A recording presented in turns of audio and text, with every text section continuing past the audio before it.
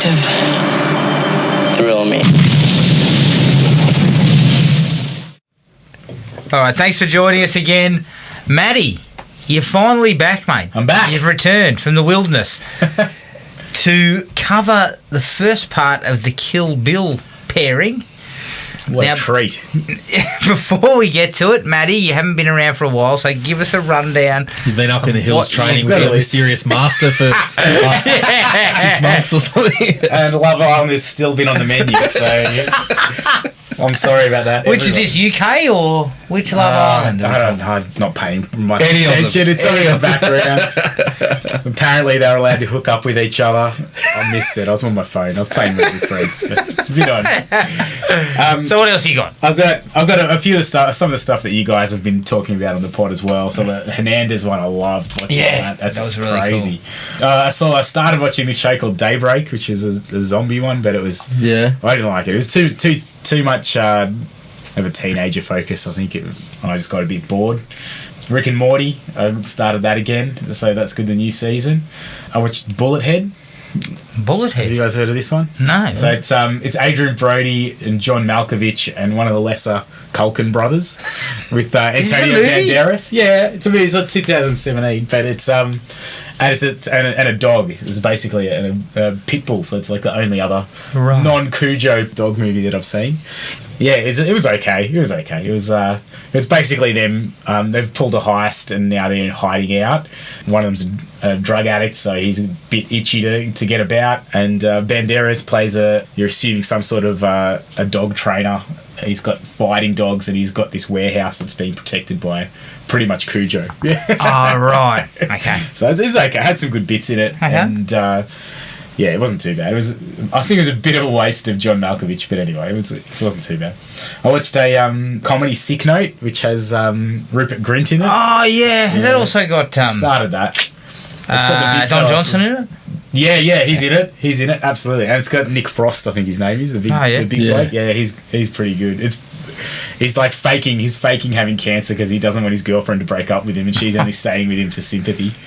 So he's accidentally killed his best mate. Sounds a touch dark. It's pretty funny. Nick Frost is a doctor, an incompetent doctor who misdiagnosed him. Oh, okay. So he's like holding him to ransom. He's become an accomplice to this. So okay. Pretty funny. That's actually worth watching. That's actually quite an amusing setup. It's pretty good. The Thing. I watched the new version of The Thing. Oh, yeah?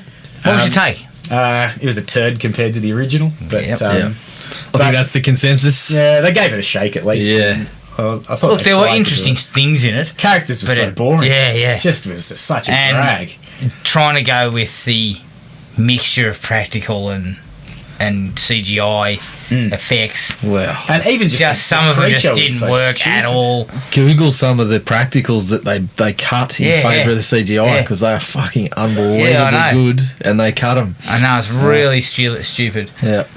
Yeah, I didn't enjoy it. It also felt very carbon copy kind of thing of the first one. The first one was just good though, dynamic. It was creepy, the first one. You just didn't know what was going on. You couldn't know who to trust.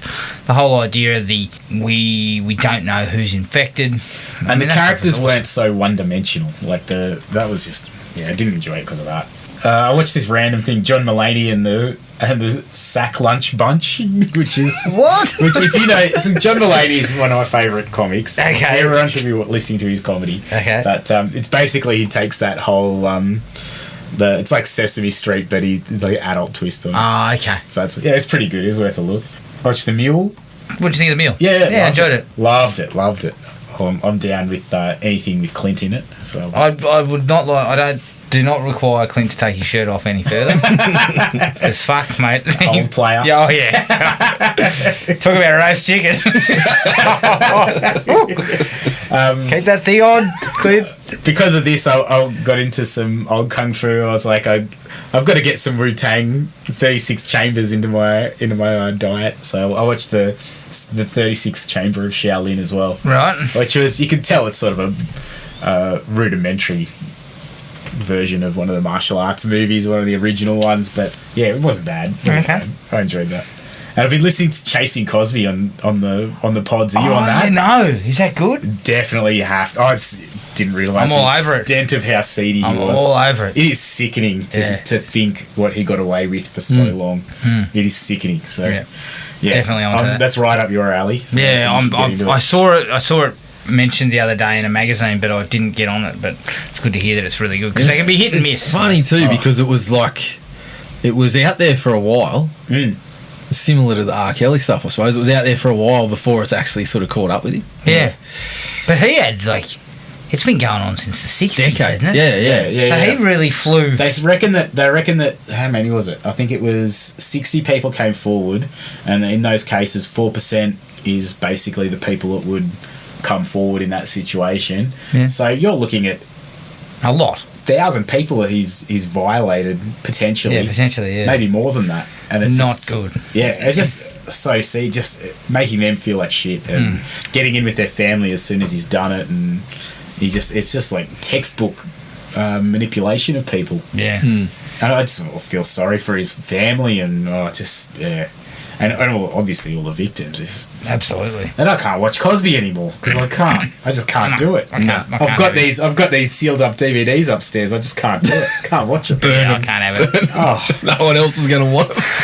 Yeah, they're not good for sale, mate. I can tell you. Revolution CD. Give me 10 cents. Yeah, I'll take anything. no, just beat it. I'll tell you. Okay, what did you have, Jared? What did you have? Yeah, I had a few. I let the other half control a couple of choices early in the week, so I got Ride Like a Girl, Yeah, I saw that. which I thought that was all right. it was okay. It was okay. It was an interesting little story that was told. Okay. I mean, her life is a great story, Yeah. and this was just a sort of paint by numbers telling of Sam it. Neill was great. Sam Really Neill's good, really fantastic. good. But yeah, it was nothing I didn't expect, and it Nah. was sort of, a little bit paint by numbers. And the second one was Like a Boss. Oh, I had to cop that one I at the saw the cinemas. trailer for Holy that and went, shit. holy shit. Well, it was either that or Bombshell, but she was going to see Bombshell with someone else, so I was like, oh yeah, well, 'Cause Bombshell I look would've at Like a copped. Boss. Just think like Bridesmaids. They've tried to go with Bridesmaids, but it doesn't work. And I'm talking about like they have a karaoke scene that just seems to be there for no other reason than to try and get a song like how Bridesmaids had the Wilson Phillips Yeah. one. There's a little bit that's trying to emulate the bloody scene in Bridesmaids where everyone's got the shits. And look, full disclosure, I did laugh at that, but Of course you did. it's not. It's pretty terrible. It's pretty terrible. And you know what? There are actors and actresses with a bit of talent that are in that. Yep. And I'm just sitting there thinking, what was it that attracted you need to a this? paycheck. Well, in your words, yeah, everyone's got bills to pay. I know, but shit, these people have probably got 5 things to pick from. Yeah. Is that the best of the An 5? entourage doesn't pay for itself. Sometimes it's who you're working with too, though. Like, Yeah. I don't know, but it's I wouldn't watch it. Terminator 2. Oh Still working the way through with. Absolutely brilliant. You know what? It was fantastic, but I think upon this viewing and First seeing one's still 1 better? and 2, I was always of the opinion that I thought 2 was probably the better one. But seeing them so close now and having not seen the first one for a while, I think it might just edge Yeah, it slightly. it does. Really? I think it's because the Yeah. story's a bit more interesting. It's and so some of that much more stuff down is- the line Yeah. too. Like Terminator 2 starts to get into a bit of the Cyberdyne stuff, and, which is okay, but a couple of times it cuts into some really spectacular action stuff. Oh. Whereas the first one is just that, like for the whole time, basically. The entire sequence where he's chasing him, the kid through the fucking channels on the motorbike Yep. is fucking It's awesome. Like, Yeah. And I think so well. The guy that's been damaged and he's holding the bomb. Yeah, He's- and then he just lets it go. yeah. Miles Dyson. Oh, I I loved think it. Loved it. I think Robert Patrick's the best Terminator in the series. Yes, like the yes, best. definitely. But yeah, I mean, How's that affected his life? Huh? well, He's had a solid career. He's always worked. it's probably had a more positive impact on his life than Double Dragon did, for example. But you know, Patrick has worked steadily. He's worked steadily, yeah. He just never became more than just a character actor. But that's probably good. He's probably done all and he could right. only get a job as a cop after that. Yeah, or a bad guy. You know. But I think it's a classic case of like 1A and 1B. I think they're just Yeah, they're very they go close. so well but together. The first one is, I think, better. Got a little bit more heart too. Yeah. The whole Sarah Kyle relationship Yep. is great. I saw the new Jumanji, the next level. Oh, I heard that was all right. I enjoyed it. Enjoyed it. Caitlin Ray. Same as the last one. Like better than I thought it was going to be. The addition of Danny DeVito and Danny Glover actually does add something. Like getting The Rock and Kevin Hart playing them for probably about 45 minutes or more. It's probably a bit longer than that. Actually, it's a large portion of the movie. Takes it in a different direction. Some laughs too, out of it. Yeah, squeezes a couple of laughs out of it. I watched Little Monsters, which I've been keen to check out for a while. Yeah, it's good. It's enjoyable. You know, it's hard to do anything new under the sun with zombie movies, but taking a group of kindergarten kids on an excursion in the midst of a zombie outbreak is one way to do it. Yeah. My biggest problem was that the main character is just a bozo for the intro of it, and he's like, so it just doesn't feel that the arc is there. He just kind of goes from a real dickhead to I need to take responsibility. I finally get it in the midst of a zombie outbreak, and it just it doesn't quite work. Lupita Nyong'o's excellent. I don't know how they managed to get her for a little Aussie kind of indie film, but and Josh Gad too, like he got a couple of real laughs as the kind of the kids' TV show host who starts fucking swearing and abusing people when the shit hits the fan. Like, that was good. I stumbled into a little bit of fan film territory again.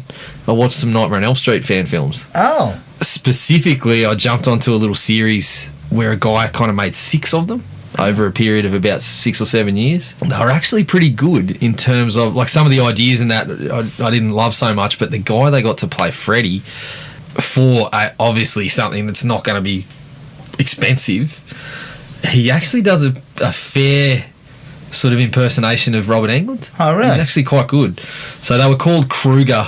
I think the 6 of them sort of start with Kruger. It's like Kruger, A Walk Down Elm Street, Kruger, The Final Story, like something like that. But the guy seems to trade in fan films. Like, and how long are we talking? 10 minutes, this type of thing? Ranges from about 6 or 7 to about 12 or 13. Okay. They're all in that range. So I knocked them all out in one go. Just kind of sat there one night and went back to back.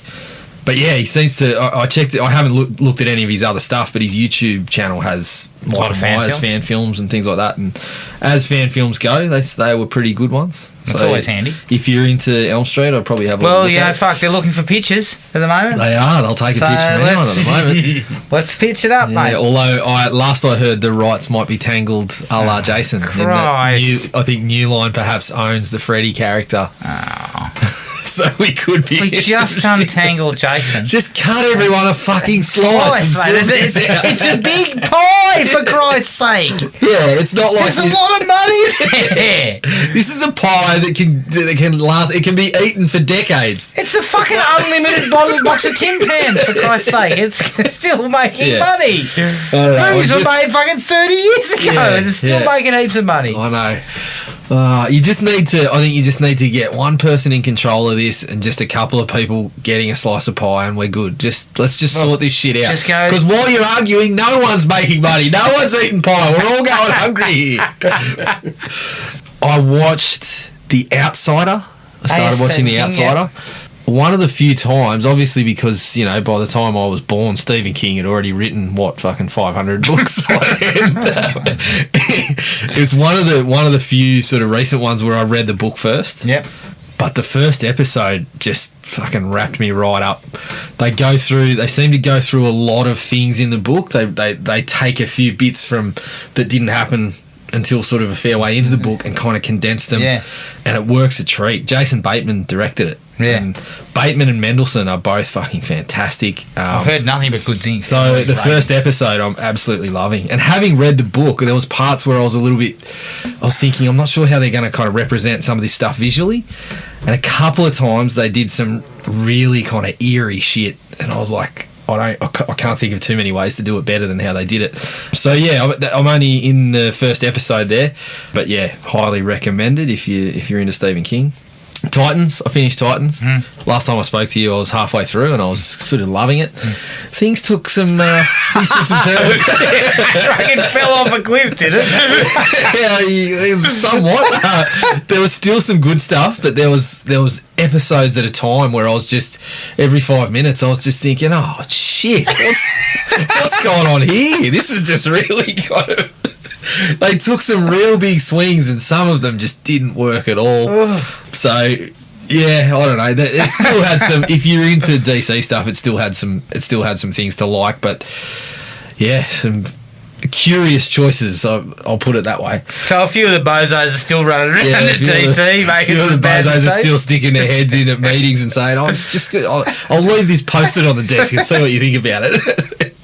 Staying on DC, I watched Birds of Prey. Yep. I really liked it. Liked it a lot, actually. Some people have had some real issues with it. I know Gail Simone, who wrote some of those characters, had one similar issue to what I had, in that they make some of the characters quite different to what we know. One in particular who's basically just not the character at all. So that was kind of weird to see. But in terms of the story and the movie, I thought it was really good. Some people have had a bit of an issue that it wasn't really Birds of Prey, but I think if you watched the trailer, you knew it was going to be Harley Quinn, the movie, with some friends. Yeah. And that's exactly what it turned out to be. But I thought it did a pretty good job of setting up the other ones just enough that you'd be keen to see them in their own. Yeah. Because it's going to underperform at the box office. Yeah, I think so. They were saying 45 to 50. And which is a shame, because Margot 30. Robbie has just owned it. I think she's even better in this one than she was in Suicide Squad. No doubt. She's an excellent Ewan McGregor. actress. I mean, again, it's been sort of divisive. Like, some people have really not liked what he did. I was loving it. Every time he was on screen, I started laughing. He had a couple of blow-ups in the vein of Joe Pantoliano in Bad Boys. Like, he'd just be sitting at his table in the club, looking at his henchman, looking at him, and then just sort of staring, and then going, "Fuck, fuck!" I was like, "I'm there for that. I'm okay with that." Starts like punching tables and shit. It was good. I liked it, and I got onto Once Upon a Time in Hollywood as well. Loved it. It was really good. Really good. It sort of took its time. Like, there was parts where you weren't sort of knowing where it was going, but in the end, it was a really great kind of, looking at Leo playing a guy almost mirroring his own career. Like, he hasn't necessarily struggled in his own career, but hitting a point where it's like you're aging and what do you do? And then seeing Pacino, if I could give him the spiel, it's a pitch for the movies, but telling him you're finished in a way. Like, it's just fantastic. I really liked it. Some really good stuff in that movie. Yep, that was me. That's everything. All right, I punched out the rest of Brooklyn Nine-Nine, season 6. Yeah. Absolutely awesome. Still Andre Braugher's show. Still his show. But everyone gets a little slice. They've wisely cut back a bit on Boyle. Yeah. Which I think has been an absolute winner. And then I think he went off a bit when his son came in. Yeah. And also every joke seemed to be based around Chelsea Nicolas. Peretti's gone. Yeah. And the worst show of the season was when she came back briefly. It was shocking. The one where she was like a star or something and they were acting as bodyguards. Terrible. Worst episode of the lot. But it's wise to get rid of her too, because I found that she had sort of become just strange for strange sake. Who did you get rid of? Chelsea Peretti. She wanted to leave. Sad. I like her, but she got a bit like, me and Adam were discussing it, it's a bit like Phoebe in Friends or the janitor in Scrubs, where they just had to keep ramping up the weirdness until it was just like, you're only doing it to be weird and it's not really funny anymore. And I just think the show has just gone from strength to strength. It's still awesome. It's still awesome, yeah. Which is good for season 7. I watched Fighting with My Family. Yeah, it was all right.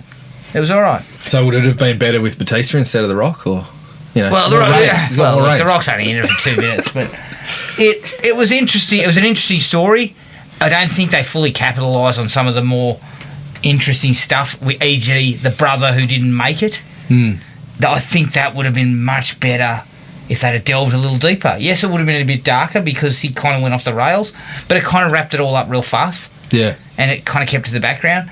But overall, I thought it was pretty well done. It was kind of your sports movie. I mean, the fact that they didn't even tell you that the final fight or whatever was, like, it's wrestling, for Christ's sake. It's choreographed. But they kind of went away. They sort of didn't mention that. So it's kind of like, trying to ramp up the stakes of the final battle, which I didn't feel worked that great. Yeah. But overall, it was worth a look. I watched Bohemian Rhapsody. Great soundtrack. Look, I enjoyed it as a film. I think that it was difficult. What they were dealing with was difficult because you're trying to cover the entire band. And so they had a number of montages to sort of try and fit everything in. And at times it didn't work. It kind of felt like, oh shit, another montage. Like there was one period there, I was like 4 montages in a row, and I was just like, what are we doing? But it was because I was trying to fit in how songs were created and all that.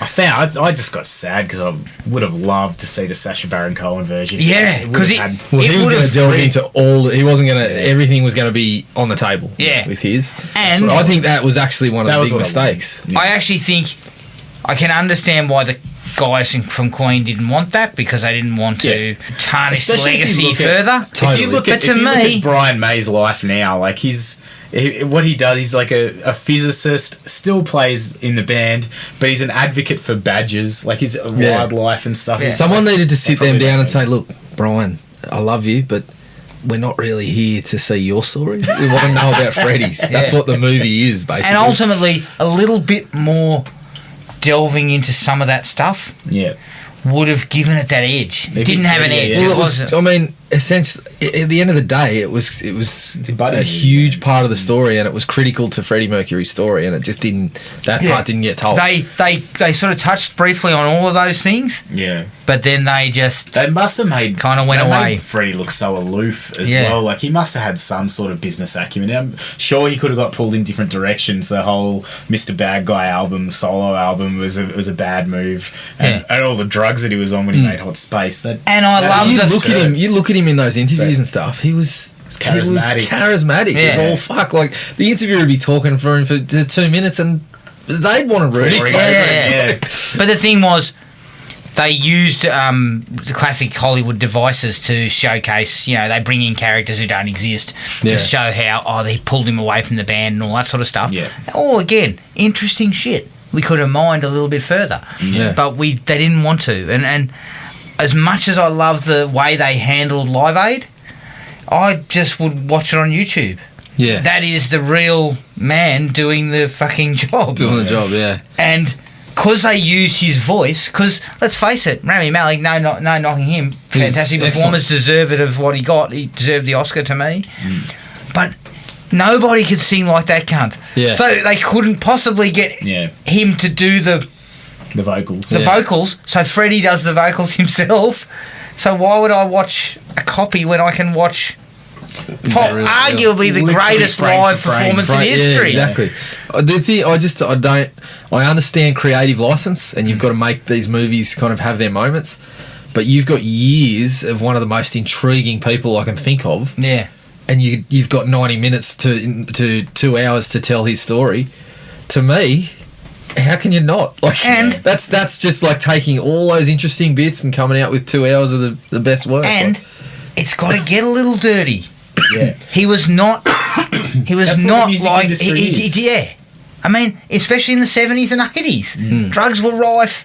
The guy had I haven't seen complicated Rocket Man, but I've heard it doesn't sort of shy away from telling about the drugs. But it makes it a musical, so it sort of makes it it's a softer version of the reality. But Rocket Man too still there. Yeah. Starts off with him in an AA meeting. Is Rocket Man, and Elton was involved, I think he was involved. So he being that he's alive, he had the opportunity to say, look. And it wasn't a band. It was him or not. Like he could have said, "No, I think he's sort of a success story though, because he's. I want it whitewashed. I don't want anything to do with any of the bad stuff that happened. I just want you to tell a story about my music." Or he could have said, they were difficult times and we need to cover them. And it sounds like he decided to go with the second one. Yeah. Now, if Freddie was still alive, I can guarantee you he probably would have said, let's look at the difficult times. For him to be a role model for other young gay people who might be considering coming out, I think they need to see that it can end up all right, and regardless of how your family treats you and whatever you get mixed up in, you can end up happy and successful and all that sort of stuff. And look, I think they did a really good job with it in terms of trying to showcase the bands, as a musical entity, and how they, I love that bit where they come into the studio and they've got bloody buckets over the microphone and they're doing all sorts of random things and trying to come up with new sound. And I love that. But I just felt it was good, but it just didn't give it an edge. There was no edge to it. Yeah, absolutely. Speaking of edges, I watched Joker. I haven't seen that yet. And I hate to say that I was entertained by it, because it's certainly difficult at times to it's not a happy film. Yeah. But I enjoyed it. I think they did a really good job creating sort of this interesting, or not alternate universe, sort and of they project. tied back. I love the fact they tied back to Batman. Well, it is a little side. It is kind of an alternate a side universe. project. Like, it is. And Phoenix is outstanding Yeah. in the role. Yep. And you know, people would argue who's better, Ledger or Phoenix. Different role. But Phoenix is the one who's been given the meatiest of parts for the Joker. That is delving back into his psychology and where he came from and all that, and he gets to really get involved in it, and I think he's absolutely fantastic. He could take it there because of Ledger as well. Exactly. And this is the thing, like Heading in that direction, he was. This is kind of what I've been kind of wanting, is that they'll do these different kind of little standalone things that can exist, and we get these different takes on it. Like, my concern is that if Phoenix is not locked in anywhere with potential other films in the canon, then we've got another Joker that's going to come along. But that's all right. Within the Batman universe. Because and I'd love to see him do one with Batman. The criticism will come when they do the next one with Batman. Because then people will be saying, well, this is not what it was supposed to be. And I guess it's now you're cashing in into the future too, because the movie was set in 81 or something. Yeah. So it's hard to do that. It's hard to bring Phoenix back as an older Joker in, say, 2020.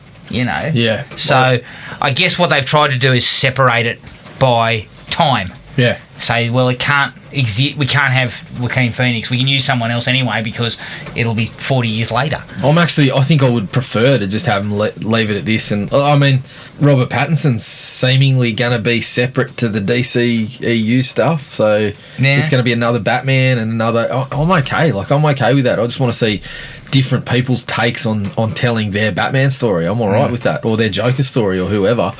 I think DC's initial problems actually came from trying too much to tie it all together. Tie it all together, yeah. But I'll tell you right now, it's certainly not an Oscar film.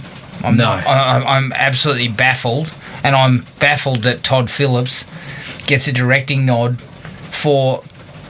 There's nothing special there. I think he got it because he used to made the Hangover movies. What's he doing making this? The film is made better by the performance. Yeah, it's entertaining. It's entertaining as hell. Yeah. I just had slight issues with, you know, you were saying delving into the psychology of it, and he got a chance to do that, but the motivations in the movie are actually really thin. Yeah, you kind of break it down. And they are but it's entertaining as hell. Like watching him I could watch him for another movie. If that's where they go, I'm not going to be too upset. I'm just kind of like, it was always supposed to be a standalone thing, and if we do get another one, I think it's just going to be because it was such a massive moneymaker rather than Todd Phillips saying, I've got stories. I'm concerned that where do we go here? Yeah. Because we've just delved into what made him the Joker. Yeah. And you're not going to pair him with Batman in that side of the house. So what's next for the Joker? Nothing to me. I would just probably leave it at that. Yeah, and reintegrate the Joker back into the next set of Batman films they do. Yeah, if Pattinson's up for 2 or 3, I'm assuming he signed on for a little bit. Well, Jared Leto's desperate. He's available. Well, but I'm sure Rob Pattinson's happy to receive a used condom in the mail. Christ. And the last one, again, I went a little bit off tap, and I'm not really sure. Like, this kind of popped up on Netflix, and it wasn't something that I was crying out to see, but I thought I'd give it a go. It was Uncut Gems. Mate, it was really good. Really good. Is Adam Sandler's one? Yeah, and Sandler, it's not too far outside his wheelhouse. He's still ranting and raving and doing a bit of that, but there's kind of a normality to the bloke as well. Yeah. He's not like a man-child like he plays in most of his films in the comedy realm. Look, I'll tell you the big thing here. It's not a Happy Madison production. Correct. It's got people behind it, and Sandler, he rises to the challenge. Yeah, I think he's in that sort of context. If that's what you want him to act in your movie, he can totally do that. And he's really good. I was really impressed by him. Kevin Garnett, KG, pops up. And he's fine as well. I kind of liked the way it was done. It was long. It's a good 2 hours 15, but it worked out really well. Like, I was kind of constantly sort of thinking, what's going to happen here? Where are we going? And And I think that's the mark of any good film, is to sort of keep you interested, even when it's not, high octane, blowing everything up, that type of thing. Yeah. And it does it a treat. So definitely check it out. All right, let's take a break, and here's the trailer for Kill Bill Volume 1.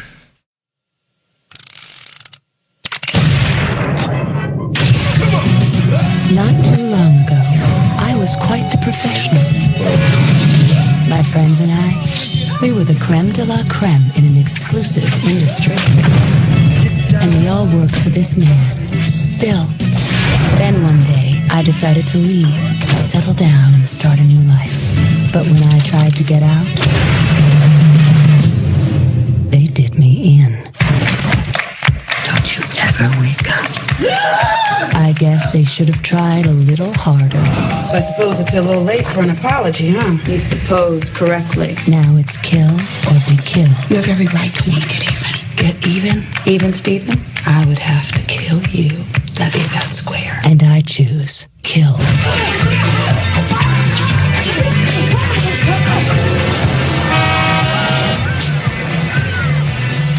Mommy, I'm home. Hey, baby.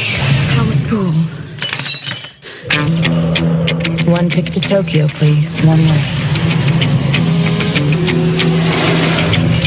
That woman deserves her revenge. And we deserve to die. No kidding, I heard it was kind of hard. Silly Caucasian girl likes to play with samurai swords. Yeah. Any more subordinates for me to kill? Hi.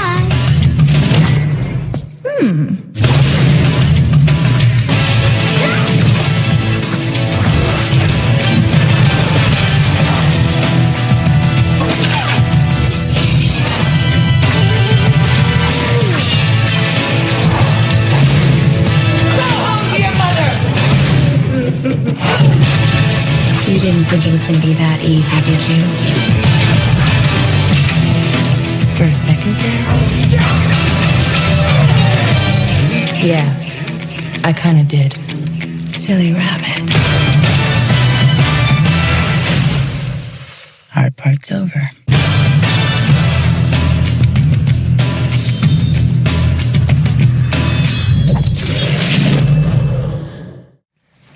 Kill Bill Volume 1 from 2003, written and directed by Quentin Tarantino and produced by Lawrence Bender. It stars Uma Thurman as the bride, Lucy Liu as O-Ren Ishii, Vivica A. Fox as Vanita Green, Daryl Hannah as Ellie Driver, David Carradine as Bill, and Michael Madsen as Bud. The budget was $30 million, and the box office for this particular volume was $180 million worldwide. And, of course, the bride's yellow outfit was inspired by the outfit worn by Bruce Lee in his final film, Game of Death. Pretty good of a movie, except for 20 minutes of it. All right. Matty, because you're back, you were a big call on these films. Yeah. Give us your thoughts, mate. Oh, absolutely love it. It crosses genres with perfection. It was one of those first movies, Western movies, I guess, that had that gratuitous violence that just keeps you hooked. It's got good motivations, entertaining motivations. I just absolutely love it. What do we give it? I'm 5. 5? For me. Yeah. Shit. I've got any flaws with it are just so minor that Wow. I'm happy to watch it anytime. The soundtrack's impeccable. The soundtrack by itself's a piece of art. I love it. All right. Jared? I think Matty's kind of hit some of them on the head there, like the way that he kind of distills all these things he loves about, like spaghetti westerns and kung fu movies, and sort of puts Anime it all together, too. rolls them all together. It's really, really good. I've got minimal dislikes as well. Soundtrack, as Matty said, was outstanding. The kind of variation that he has, like the way he pays homage to a whole bunch of different things, but also sort of rolls it all together, even within the same scenes, especially the Crazy 88 stuff. Yeah. It's just awesome. I would probably go 4.5 for me. Yeah, look, I'm probably at... I initially was going for 4. I'll probably go to 4. I think 4.5 is probably more likely because I've got limited dislikes as well. The bloke just... He's one of those interesting directors because he's got an interest in these genres that are not mainstream, so to speak, the kung fu films of the 70s and the 60s, and the spaghetti westerns, and then he rolls it out, and it's absolutely entertaining. Entertainment Plus. Soundtrack's fantastic. I mean, it is brutal, over the top, but it's just so entertaining to watch this movie. The anime sequence for me is outstanding. Excellent. Absolutely outstanding. But just all round, it's a really solid film all round, and one of my favourites of his.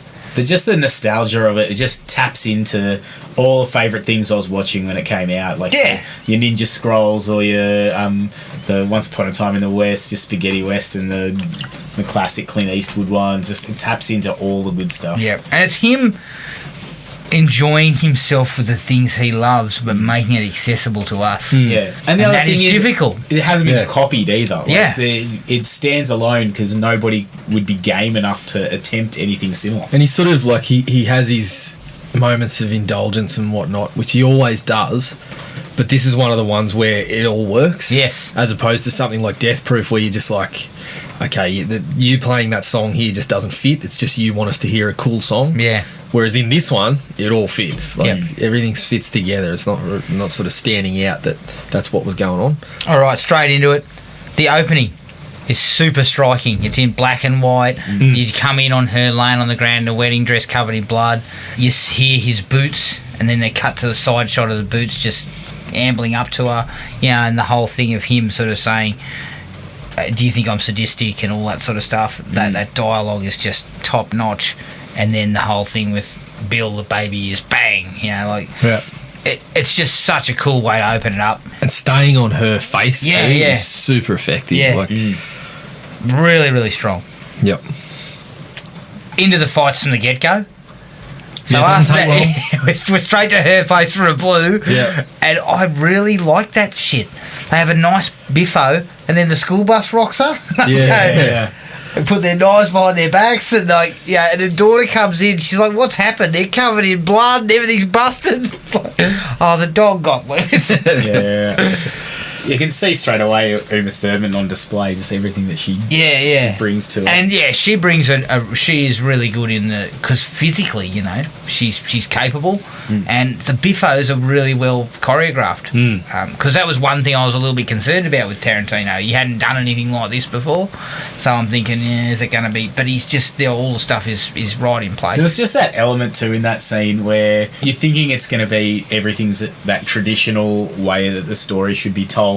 But Vivica Fox has different ideas. She's like, I've got a kid now. Yeah. I'm happy to pull out a gun and just break with the honour that's involved in what we do. And I love the fact they take a break and then sort of organise the fight for later. Yeah. I'll meet you down here. Yeah. You know? And then it sort of explodes again because this box of she basically fucking needles her a bit more, and she pulls out the gun or tries to kill her through the box of cereal. Yeah. Did you like how she turns to the daughter as well? If you're upset, like that was perpetuating. That was awesome because it keeps that kind of you have every right to turn up and it keeps that element me. of like honourable warriors from those kung fu movies, like the good guys or the people who are seeking the revenge still have their honour. And that was awesome. Yeah, she just sort of says, you can. You have, you can if you want to bring vengeance on me. That's right. That's fine. Mm-hmm. We mentioned it there, but I think Uma Thurman was fantastic. Like I always liked her as an actress. Yep. She wasn't sort of one of my favourites or anything like that. So when she was in this, I was like, oh yeah, okay. But watching it, I'm like, she was fucking spot on, fantastic. She does, as you said, some of the physical stuff. She manages to get those acted scenes, like the face when she's getting, when the massacre's going on. I think she was just perfect. She was spot on, really. Michael Parks' expression when the bride spits in his face. I love the look on his face is like. Son number one. I love how he had 3 different kinds of aviators on his dashboard. On his dashboard. Apparently that was a direct nod to the original Gone in 60 Seconds. There's a shot that's almost identical with a dude with like the sunglasses lined up, but that was just perfect. It's like you're taking that you've seen and then you're giving it to the Michael Parks character that's been in your other movies, and it's just like the perfect fit. Yeah. And just for me, it was just the expression on his face when she spits on him. He's just kind of like... and he just turns to the other lady and says, she's still alive. Cocksucker. Yeah, what does he call it? He goes, this tall drinker cocksucker. He's just the way that he says anything and the way that the dialogue that Tarantino writes. I don't know how much of it is Tarantino and how much of it is Michael Parks, because every time he's in there, his dialogue is just so striking, and the way he delivers it is just... Yeah. There's a couple of really, really solid... Like, I think the movie is really well directed from the sense of he uses so many different styles and stuff. He has a couple of these...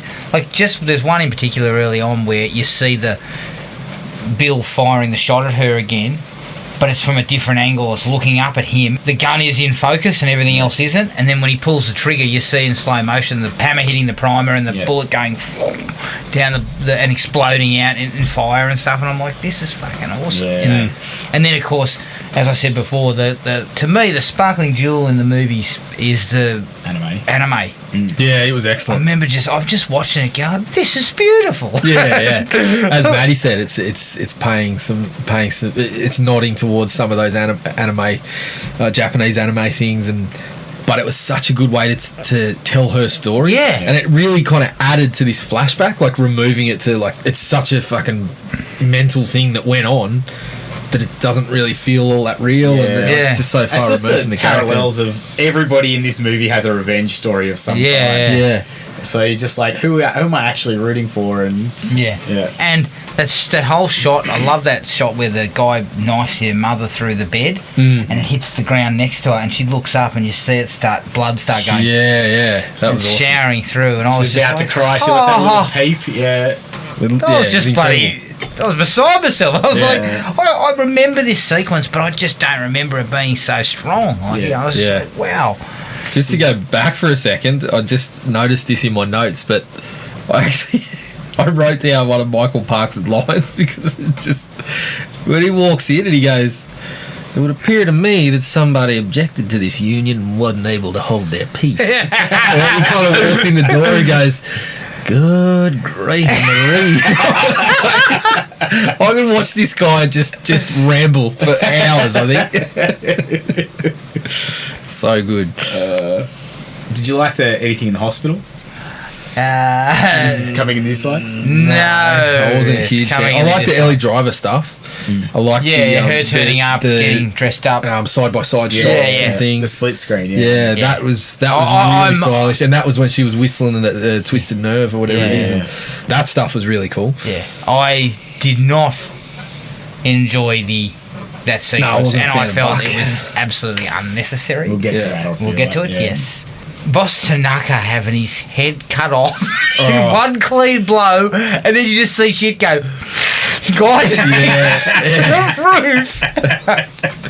And we were talking about this before we came on air, Matty, where he's sitting there. You can see he's got the shit, and then he's like, he starts fucking raving about it. His plate ruins the mood, and then she just comes quickly across the desk, cuts his head clean off. She's like tiptoeing, and then she goes, what does she say at the end? Yeah, she goes into the formal speech of if anyone has a problem with my American or my non-Japanese background, please feel free to come forward. But if any of you motherfuckers got anything left to say, now's the fucking time. Yeah, she's holding his head up. She just goes, boom, and then she just discards it. It's so funny. She was actually really good too. Never been a Lucy Liu fan all that much, but she was. Yeah, she hasn't done anything else that's worth watching. Though. Well, this is, I don't know. I've seen her in other stuff. I've seen her in enough other things to have got a sort of sense of what I liked about her acting and all that. I didn't see her in a part like this, and then she was excellent. She was great. I believe Bill Murray's not a fan of her work. No. Things got physical, didn't it? Yeah, just about. Jesus Christ. It doesn't need to get physical. I think it's pretty easy to say, listen, you're a shit actor. I like it. Let's just leave Let's not punch on about it. The Crazy 88 Blue is right up there with some of the best fights going round. Yeah, it's How unbelievable. iconic is the synthesizer that goes off? The blood rage is about to begin, and it just turns And I into love the chaos. fact that we start with a couple of kind of like almost like boss battles. Yeah. When the girl comes out, Go-Go comes Yeah, out. like the little sub bosses almost. And then suddenly dudes just come from everywhere. It's Yeah. like, oh shit, Yeah. now it's on.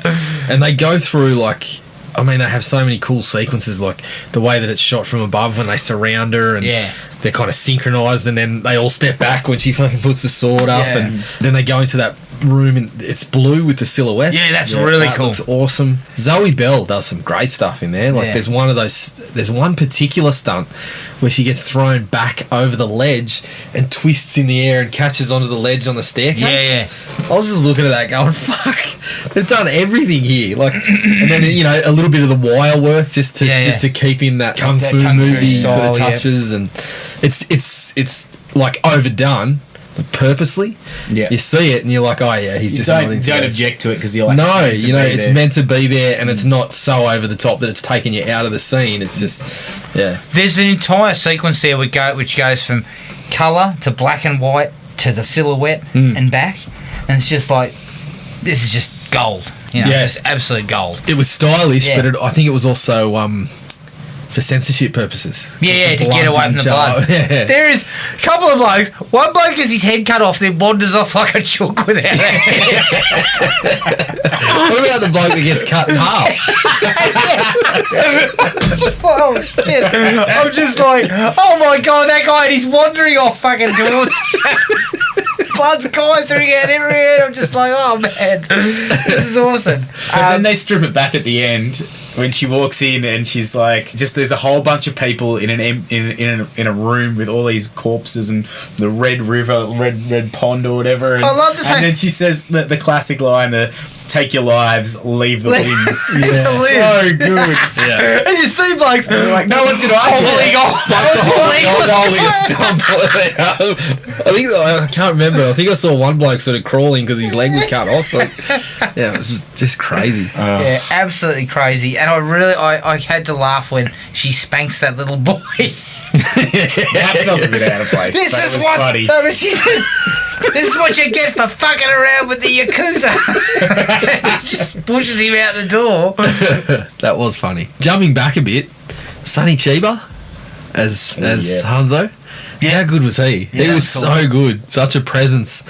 And I think that was actually his name in a Japanese TV show that Tarantino liked. I think it was his character name was Hattori Hanzo. Yeah. But yeah, he was so good. Him arguing with his little kind of helper and like, yeah, that was fantastic. That stuff was very all enjoyable. really cool. That you know, I love how they stick- yell at each other. It's yeah. And I also like the fact that they actually didn't showcase her training or anything. They just sort of said, "You're going to live up here," and then it sort of says, "What? 2 months later or something?" And he just comes up with the sword. Yeah, well, the guy, you know, having that, the way that scene plays out is, it's just spot on. Like, you're taking a break from the action, but we're still moving the plot forward. Yeah. This is a guy that had some sort of involvement, and he's making the steel that everyone wants. And And they just create the levity with his changing mood as well. Yeah, It just goes yeah. from being this comic duo to, Yeah. I've got to clean up my mistake. All right. Yeah, exactly. I also read it's one of the sequences where it's like it shows the kind of detail that Tarantino puts into stuff that you wouldn't even notice, and it's like the region that she goes to. I think it's Okinawa. Apparently, they said the reason that he's in Okinawa is because sushi apparently isn't very good there to Japanese people. They see that as a region that's not so great with sushi. It's other food that's you go to Okinawa for. So he purposely put it there because a sushi chef in Okinawa is not going to knows that, yeah. It's just so he's like, yeah, he can go and just hide. So yeah, it's just when you get all those little details, and it just adds to the experience of it. I guess. And look, I think it ends on a high too with the death of O-Ren out in the snow and everything like that. Some would say that death is a little bit underwhelming after what's come before. I think it's done in a way that It's understated. Yeah. I think, It was if less than anything. 5 minutes. Yep. I think the fight actually lasts 4 minutes 59. Yeah. They kind of feel each other out for a little bit. Yeah. And then, basically scalps her. The ridiculousness of But it was all pyramid about the bongs visuals and- there. Like, Yeah. The falling snow and all Yeah. that stuff, and I thought that was good. Yeah, was- but yeah, it's sad, man. nothing could have lived up to that fucking shit in the. No. Nothing. No, like, if you weren't going to kill her during that blue, it was always going to be lesser because what Yeah. happens in there is just outrageous. I don't know. Yeah. I never know in one of those big fights why 100 dudes don't take a step back and all throw a sword at once. Yeah. Or just all charge at once. It's I just think the very- thing. Jump it. I think the thing with that, it was more about, as you said, all the crazy shit had been done, so it was more about just the quick interaction with the characters to kind of set her on her way to the next one. I mean, he'd already put out there on the list that because it was non-linear, she'd already killed her before she got to Vivica Fox's place, and you already saw it on the list. Yeah. So I kind of enjoyed that he just went with this fucking mayhem, and then we got to Lucy Liu, and it was just a couple of lines and then a quick job done. I didn't have any other. I mean, Jesus, I could talk about that for Biffo inside with the Crazy 88 forever. Like, it's just, there's so much stuff in there that I just loved. Yeah. I just loved it. Yeah. Did you like the rolling the chick out at the hospital? You can keep your wicked life. Yeah, that's right. Yeah, that's right. Rolling her out down the hill to the hospital, armless. Yeah. And It's I need like you to deliver a callous, message. but- they've got history, but it just is callous, but it's revenge and just like bad luck. I did like that indeed. Yeah. Any other likes? Big likes here? Dropping a bit about the daughter being alive is sort of predictable, but Yeah. it worked. I think the way he Yeah. sort of, when he delivered it, you know, Carradine was still in the you didn't see his face for the whole movie, and his sort of just delivering, the delivery was consistently good from him, so I thought that still kind of delivered. Yeah. What were the dislikes here? I had very few. As I Yeah, said, a couple. the Lucy Liu death doesn't quite live up, but that's minor for me. It was just that the absolute mayhem that went on beforehand was just overrode everything. I don't know. I don't know how I feel about showing that she was dead on the list beforehand. I guess he kind of knows that we know that it's going to happen. So He puts the line in there. There's a line in there. Revenge is never a straight line. Like, it's just, Yep. So I appreciated that. Maybe But he's about that on levels, right? Guess what he's doing? But he's crossing lines of a list, and you. But I'm with you. Non-linear. We already scripts knew that she was going to die. It kind of took a little bit of the... Because I thought Oren was the character I appreciated the it most. sort of the made you villain I know- appreciated the most. It sort of made you knew that she was going to get to the end of this movie, but she was going to come out unscathed. You knew that at the start of the movie. So I don't know, if you hadn't seen a list, perhaps do you get to the fight, probably know she's going to win, but is there some sort of complication that's added? Yeah. You get the start of the movie, that's not the case. Yeah. So I don't know. I didn't necessarily. It wasn't I didn't hate it, but it just it was a little bit off. My only major dislike was that sequence in the hospital. Yeah, I the guy saw pimping no her out. need for that, and I quite frankly found it just disgusting. And I get that these people are disgusting. There are disgusting motherfuckers in working in hospitals. Yep. But what did it bring? Nothing. Well, this is the thing. Except I don't the think it vehicle, added anything to the the pussy story. wagon. Well, I thought it was just showing that even though she can be unconscious and she's still suffering from I know, but Bill's done, it's a control thing, right? She's still considered a piece of meat. You get that moment where she's like come out of consciousness and she's woken up and she's realised that she hasn't got the baby that she thought she had, and But isn't that enough? yeah, you didn't need it. Like, I agree, I it just wasn't felt like necessary, but- everything else was so well done that was the one part that I was kind of like. But then that really she sort of took jumps me out of it. straight into action mode, and she's been unconscious for 4 years. Yeah. She I can't just- walk, and she's still. it would have been fine if Buck. Buck the nurse comes in. We didn't have all that other bullshit, and she attacks him because she wakes up and she takes his car. Like, it didn't matter that.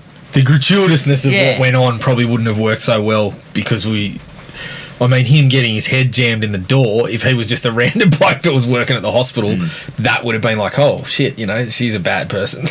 Doing that. Maybe. But then you could have gone away from that. I think you could have got there. The guy's so creative, and you can see that he could have got there in some other way. You know what you could have done? You still could have had it like that, but just those little flashbacks she sees of Bud hovering over her. Remember, and saying things to her. So you take out that bullshit about, this guy's paying me to have this. The fucking Vaseline. Yeah. That part I was just. She gets as dry as a box of sand, and I'm just like, Tarantino, you're better than this sort of shit. Yeah. Come on. See, mate. this is the thing. I don't see a Tarantino movie as the place to be exploring those parts of the fucking society. Yeah. I don't think it really sort of stands in a stark contrast to all the other shit that he does.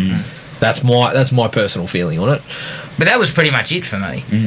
I didn't Yeah, I have didn't have- anything else. I still find it stupid that she can't walk and then all of a sudden she teaches herself to walk. Yeah, that was a little silly. Power of the mind. Yeah. Pai Mei and his teachings. But yeah, I mean, it all sort of. I mean, That's ridiculous. She was able to, when we get to the second one and realise she's fucking spent however many years standing there punching a board. I believe she can do anything, obviously. Okay, so no other dislikes from you guys? No, that was it for me. If I was going to be inconspicuously killing somebody in a hospital, I probably wouldn't have an eye patch with a red cross or whatever it is. No. That was strange Yes. as well.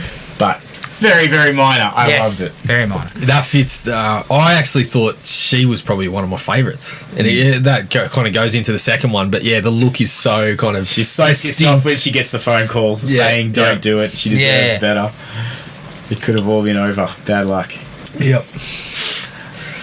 That is Kill Bill Volume 1. You can find us on Podomatic, iTunes and Spotify. Send us an email at thrillme@iinet.net.au. We're on Facebook at Thrill Me Podcast Australia, and at Podomatic at thrillme.podomatic.com. We're also on Instagram at Thrill Me Podcast AU. Next episode, Kill Bill Volume 2. But until then, take it easy, and we'll catch up with everyone later. Cheers. Find the podcast at Podomatic or on iTunes. Don't forget to rate and review.